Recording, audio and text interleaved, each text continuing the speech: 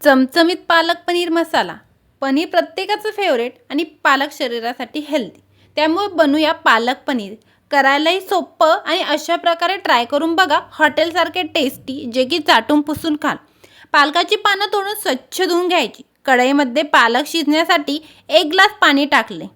आता आपला पालक शिजण्यासाठी ठेवला. पालकाची पाने लवकरच शिजतात.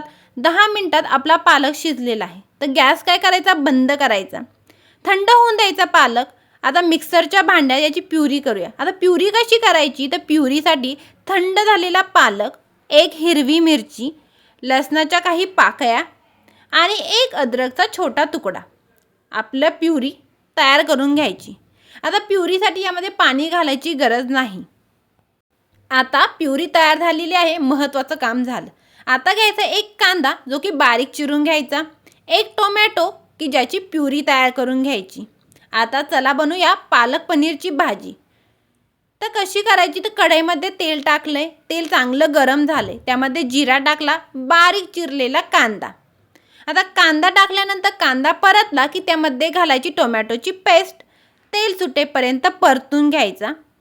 आता 1 चमचा लाल तिखट, 1 चमचा किचन किंग मसाला, 1 चमचा धना पावडर, 1 चमचा गरम मसाला आणि थोडीशी हळद. आता ते टाकलंय तर मिक्स करून घ्यायचे. आता तेल सुटेपर्यंत छान मिक्स करायचं आहे. आता यामध्ये घालायचे आहे आपण जी काय पालकाची प्युरी तयार केलेली आहे ती त्यामध्ये घालायची. आता व्यवस्थित मिक्स करून घ्यायचे. साधारणतः 5 मिनिटं मिक्स करायचे. तेल सुटेपर्यंत. आता तिथं तेल सुटलेलं आहे आणि आपली प्युरी छान तयार झालेली आहे. आता यामध्ये घालायचं थोडंसं पाणी आणि व्यवस्थित असं मिक्स करून घ्यायचे. आता त्यामध्ये आपण मीठ सुरुवातीला घातलं नव्हतं, तर चवीप्रमाणे त्यामध्ये मीठ घालून घ्यायचे. आता आपण यामध्ये आपलं फेवरेट असा पनीरचे क्यूब तयार करायचे आणि ते त्यामध्ये घालायचे. आता पालक पनीर आहे म्हणून इथं मी पनीर काय तळून घेतलेले नाही. आपण पनीरचे डायरेक्ट क्यूब त्यामध्ये घालतो आणि आता इथं 1 उकळी फुटून द्यायची. आता उकळी फुटण्यासाठी त्यावर मी झाकण ठेवलेलं आहे आणि साधारणतः 5 मिनिटात आपलं चमचमीत असं पालक पनीर तयार होणार आहे. तुम्ही इथं बघू शकता आपलं चमचमीत असं पालक पनीर तयार झालेलं आहे.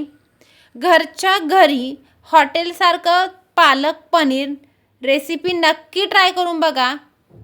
आणि अशाच पालक पनीर आणि वेगवेगळ्या रेसिपीसाठी चॅनलला सबस्क्राईब करायला विसरू नका.